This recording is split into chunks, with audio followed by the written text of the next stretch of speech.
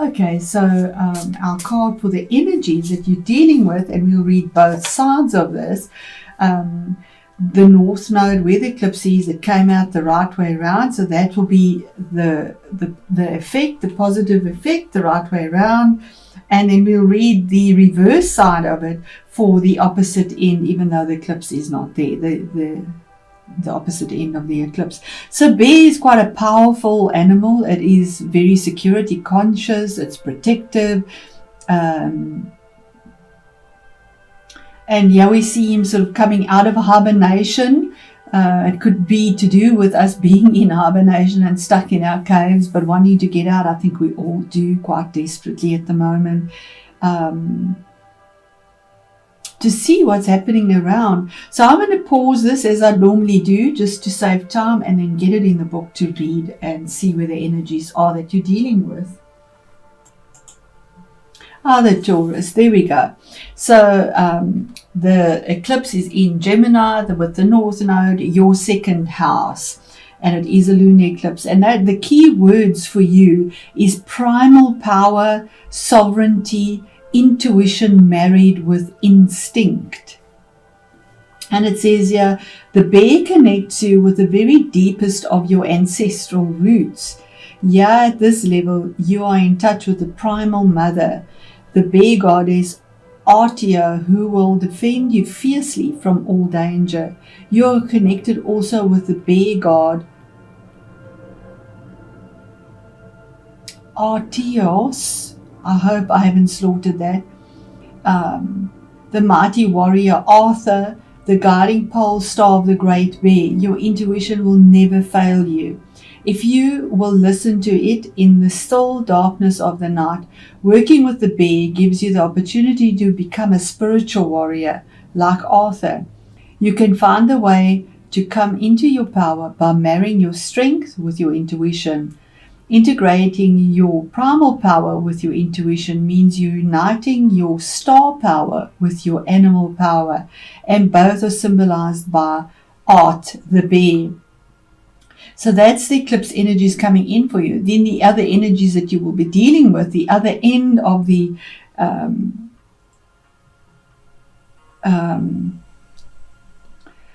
nodes, we have the North Node and the South Node, which is in Sagittarius, is the reverse meaning of this card. And this is a clear warning that you must not take, so this will be for the 8th house, because the right sideway is for the 2nd house.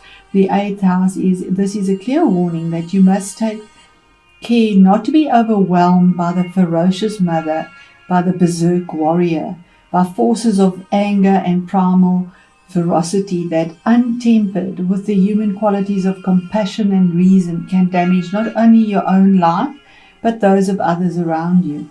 Art brings a strong presence and great reserves of power, and with perseverance you'll be able to integrate your spiritual, intuitive qualities with your primal, instinctual qualities. Isn't that beautiful? Especially with the 8th house, and he has a warning not to be overwhelmed by that ferocious mother, that, in other words, all the things that are happening to us, possibly COVID, whatever is happening, and wanting to protect what we believe in. So thank you for that, Spirit. Let's go into your reading and see how that resonates for you. Okay, so we'll start off with the Hierophant, which we explained. You could be dealing possibly with another Taurus or with a Leo, that's a possibility, or maybe even an air sign or a water sign. You have all those energies in here, so right across the zodiac. But here's basis of change, something that is solid, something that is fixed. You might want to change your belief system, because he deals with religion as well. On an emotional level. Then we move on to the King of Pentacles. Now this is the first half of the month, and from there it is the last half of the month of November. King of Pentacles is your energy. He's a king. He's a mature energy. He takes care of his resources, his security, his finances, his comfort, his family, his business. a very good businessman. Whatever he touches turns to gold. And that is because he's detail orientated. He doesn't just breeze through details. He'll make sure that all the facts are in the right place to make a qualified, detailed decision or choice to rule his kingdom. Now, when I say his, it doesn't matter about the energy. Kings are changes on the outside. It could be somebody that you are working with, or it could be your own energy, but there are changes on the outside that are very grounded and earthy. That is your energy here.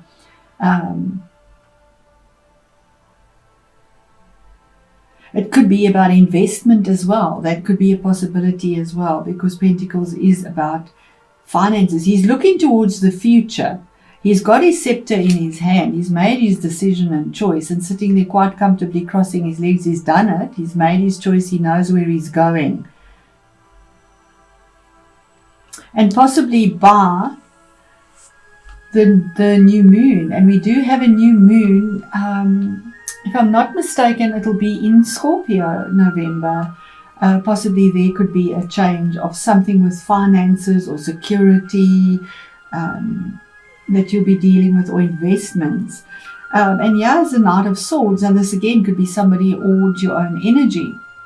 If it is somebody younger, maybe in the late 20s, early 30s. Excuse me. Let me just have a drink of water here. Sorry for that. Okay, so the Knight of Swords, as I said, could be somebody between the late 20s, early 30s, somebody that has a goal and intention that goes forward for something that they want clarity on. It could be about a contract. It could be about a new vision. There's a light on the sword and there's a falcon there. So there's some sort of focus on something. Normally we see this horse charging in, but in this deck he's standing ready to take the next step. So it is coming from a place of not chaos, which is normally the case with this knight. In this deck, he is standing ready to take the next step, but with clarity. He's not sort of going in with his sword in a chaotic manner, and you see the trees and everything all jagged. Yeah, it's actually quite peaceful and well thought out, and he's looking directly at that if we look at this deck here. So this could be your own clarity of mind for some goal, something that you have set up, and you have the clarity now, possibly a contract. It could be a new job, a new work, a new position, or new investment, or something that you're investing in, or a belief system. It could even be a relationship, because he's a priest. So that could be something to do with with traditional values, and he has this clarity of mind because we have the light on that sword lifted on high. The shield is on the back, so it's not protecting. We have the wings of Mercury on this helmet, so there's information here or clarity that has been a focus that is finally there, and the horse has now received it. He's clothed in blue, so it is truth there. In the middle of the month, and what Spirit wants you to know is that the World card, now that's a 3, it's card 21 as well, the card number, but it's a 3. So there's growth and there's movement. There's a formation of something. This is about stepping over a threshold because something has closed. It's gone full circle. It's completed. That was very challenging. That possibly dealt with the past, but it's final, and you the victor. This is victory over something, and we see her here with her foot right over the threshold, and the other one is already lifted with the light beneath her, feeling elated. She's pushing forward. Her chest is pushed forward, pushing forward. With the wind in her hair, and there again we have this new moon again. I do believe that something significant comes through for you, Taurus, with the new moon, that there's victory over something that has been there for a long time. It is the last of the major arcanas, and it signifies victory with that laurel over something that has been difficult. It also signifies travel, but I doubt that that's very possible at the moment with the restrictions that we have. But those are the energies here, and this is a general reading. But this could be a travel of emotions where you have victory as well. Then we have what is hidden. What is hidden and what you are not aware of is that there's somebody that you could be dealing with, and this is another king, another mature energy that is very strategic, very diplomatic. It comes from the heart. It's water energy, emotional, and guided by Saturn. So Saturn is in Capricorn and has been there for the last 2 years.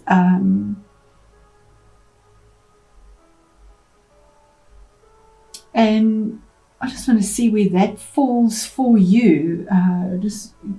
Hold on. Yes, Taurus, it is what I absolutely got a field for you. And that Saturn, where Saturn is placed for you the last 2 years, is in the 9th house of higher learning, higher education, your belief systems, and also what you've endured and what you have set in stone basically now. So this could also be about some form of change on how you navigate through your emotions. It is a lunar eclipse, or being more mature in how you handle your own emotions and fears. But it could be a person that you deal with as well. It would be mature energy, and as I say, being very strategic and diplomatic in the choices that are made to make changes on the outside. You have 2 kings here, for the better. And he's looking up towards this epiphany he's had and this victory, and this one is looking down towards what is coming, and she's looking as well. And the next card is the Tower. Now that's the challenge or the difficulty. So the challenge or the difficulty is something, the universe brings something down because it just is not serving you. It is a round tower on a square base, and they just don't fit. This always makes me think of Uranus, although it's Mars. And we have Mars in Aries, which is very strong, and Uranus is in your sign and has been there and will be there for quite some time still. So this is change that needed to come through, something that the rug had to be pulled out. It can be sudden and can be traumatic, but it's always for our improvement. And when you're looking at it there emotionally, Saturn has brought stability. It's something you can handle. It is an offer also by the looks of it. He has an offer of something in his hand, of emotional security that is brought through as this that doesn't serve you comes to an end, or there's a sudden epiphany of something that comes through that wasn't expected. It needn't always be traumatic, although the Tower is traumatic. I feel that it could be something that is just suddenly brought to you. And then we have the Strength card. Now the Strength is having, and she's looking at this, he's looking, it's emotionally strong. He has the strength to have the conviction to stick to whatever it is that you need to do. And strength is all about having the courage from within, listening to your intuitive guidance, that gut feeling, and not just losing hope or faith and sort of going off and being fearful for the things that you feel threatened by, the beast or the lion, or the things that you are afraid of. Because the things you're afraid of, if you come across with grace and with patience and with understanding and intuition, that gentleness and love allows you to tame those beasts that you are carrying or fighting, or that you see is so significant in your face, and takes you through. In fact, he becomes your friend as you're growing the strength. You have the strength and the courage to do it as well. He's card number 8. 8 is a significantly strong number. It's a power number. The Tower is 16, which is 7. So it's a choice, a sacred choice that is made between emotions and the strength and courage to do what you need to do, because you have your epiphany here. This is such an exciting reading, so positive. So positive. It could have something to do with your home as well. It could be, it could relate to the weather. The Tower for me often comes up with home. Maybe you have an epiphany about home, something there that you need to have the strength to fix. It could do with water, because we have a storm and he has water there as well. And we do have quite crazy weather out there at the moment. So it could possibly be something like that as well. Because traditional values, it also deals with your property, your second house, but it is lunar, so the emotions around that. So Spirit, what is the a further clarity, please, on the Hierophant for, there we go, information that is, it could be about a career or a new relationship, because it's fire, it's wands. The Princess of Wands is information that comes through that's very pleasant and warm, and it deals with fire, and fire reaches up all the time. There is no boundary. You could be dealing as well with a new relationship that comes through, that's set now. Investments would definitely come through as well, well-made investments, but it also could be dealing with children, maybe christening, baptism, anything like that. But it's very pleasant energy and news that comes through. Then we have now the King of Swords, from the Knight of Swords to mature energy. He's all about knowing where he wants to go. He's been sitting, contemplating. We see him holding his chin there, about something that he desperately wants clarity on in truth. And the same thing there, the blue clothing. Both these decks are so similar. But yeah, he's mature. Yeah, he got the idea. He received the epiphany. He had his focus on there, and yeah, he's rock solid. He's sitting on a rock in his truth. He's got his sword in his hand, sword of truth, to make a decision, possibly around contracts, investments, marriage, could be dealing with a legal situation as well. That could be a possibility as well, because he is a man that would be maybe in authority somewhere, dealing with authority as well. And when I say he again, I won't even go into that. It is change on the outside that is brought through intellect and absolute clarity about where you're going. And he's ready to get up. I mean, his one foot is off the floor already. He's not relaxed. He's ready to get up and do what he needs to do. And the Tower. What is the Tower about? So this could be somebody in your life, or it could be your own energies, that you have this mature decision, clarity, whether you're male or female, that you make the choice, and the choice affects your outside world and the way you live or the way you work. This could be definitely about marriage. Four of Wands is or your home, the Tower. The Four of Wands deals with houses, about moving, renovating, marriage, something that's committed. We have the four pillars now. You have something that is grounded, but it's committed. There's a commitment here. And it deals with families, home, the magic in the center. Yeah, we have the square with the round in the center that comes apart. And here we have the four corners with the round in the center, bringing magic that comes through. And your strength card, Spirit. What is the strength card? I know this is long, Taurus, but it is an eclipse reading, so it will always be a little bit longer. Strength is something that comes to an abrupt end, that you might feel a little bit betrayed about, or it was unexpected, or it was very difficult, or there was extreme conflict in this. It could have been a legal thing. It could also be health, maybe surgery. But this is almost the feeling of you were left out to die. You know, I mean, like the last sword was cast and you felt quite isolated and left, alone to fend for yourself. But the 10 is always about the culmination, the ending of something. The last sword is cast, as I say. There is no more that can be done. It is done, it is dusted, it is finished. And it had to come to an end so that something new can come through as well.